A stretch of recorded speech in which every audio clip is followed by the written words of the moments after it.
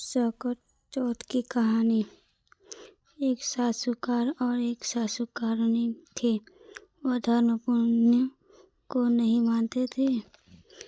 इसके कारण उनके बच्चा नहीं हुआ। इस दिन पड़ोसन सकट चौथ की कहानी सुन रही थी।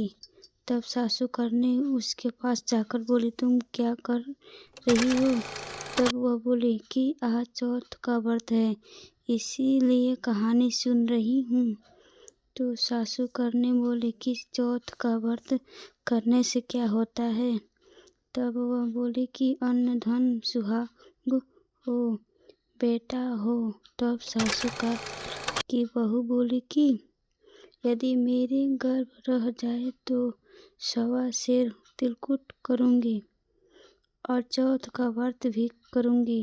उसके गर्भ रह गया तो वह बोली कि मेरे लड़का हो जाए तो मैं 2.5 सेर का तिलकुट करूँगी। उसके लड़का भी हो गया तो वह बोली कि हे चौथ माता, मेरे बेटे का ब्याह हो जाएगा तो 5.25 सेर का तिलकुट करूँगी। तब बेटे का विवाह तय हो गया तो वह विवाह करने चले गए। तब चौथ इंदायक ने सोचा कि जब से इसके गर्भ रहा और है तब से रोज तिलकुट बोलती है, और जब तो बेटे का ब्याह भी हो रहा है तब भी तिलकुट का एक दाना भी नहीं दिया। अगर हम इसको प्रपंच नहीं दिखाए तो अपने को कलयुग में कोई भी नहीं मानेगा। हम इसके बेटे को फेरों में से ले लेंगे। जब उसने 3 फेर लिए तो चौथ माता गरजती हुई आई और उसको उठाकर पीपल पर बिठा दिया।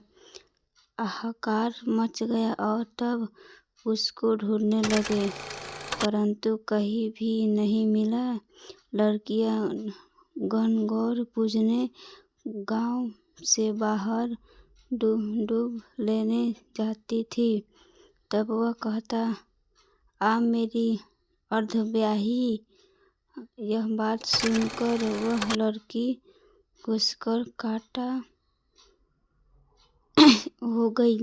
तब लड़के की माँ बोली, मैं तुमसे अच्छा खिलाती हूँ, अच्छा पहनाती हूँ, फिर भी तू क्यों सूखती जा रही है?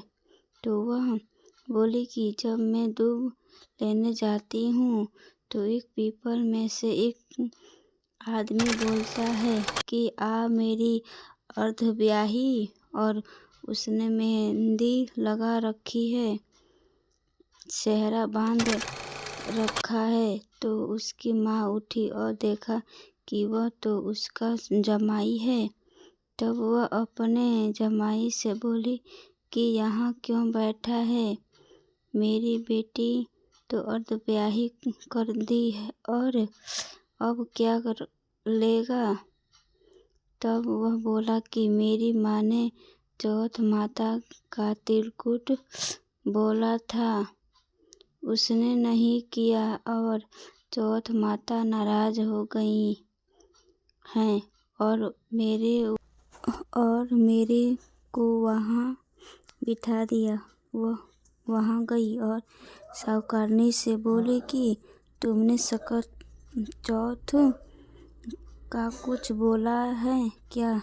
तब साहूकारनी बोली, तिलकुट बोला था। फिर साहूकारनी बोली कि अगर मेरा बेटा आ जाए तो साई मन का तिलकुट करूँगी। गणेश चौथ रानी राजी हो गई और उसके बेटे को फेरों में लाकर बिठा दिया।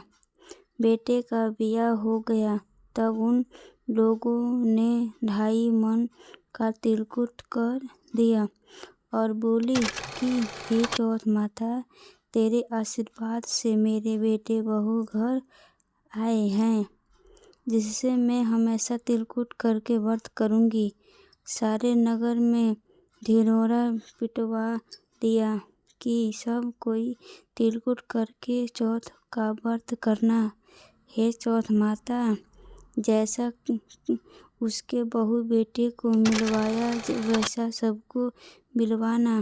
कहते सुनते सब परिवार का भला करना। जो चौथ का उद्यापन करके वे विंध्यायक जी की कहानी पढ़े। विंध्यायक जी की कहानी पीछे कई बार आ चुकी है। जय हो चौथ माता, जय चौथ माता की जय।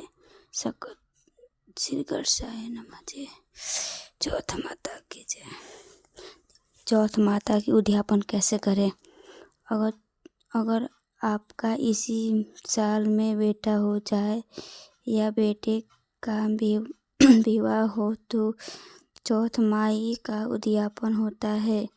एक सेर सफ़ेद तिल और एक सेर गुड़ मिलाकर तिलकुट करके और एक चम्मच से तिलकुट की सेर कोरी करें और उस पर एक तिलय रख इच्छानुसार रुपए रखकर हाथ फेरकर रोली चावल मिसकर बाद में सासू जी को पैर छूकर दे दे। चौथ माई की कहानी सुने और सिर्फ चौथ का उद्यापन करे तो यह एक थाली में 13 जगह 4 जगह हलवा रखे और एक तिलय रुपए उस पर रखकर सास को पैर छू कर दे। ब्राह्मणी जमाए उसने एक कोरा हलवा पूरी दे दे। टिक्का लगा कर दक्षिणा दे।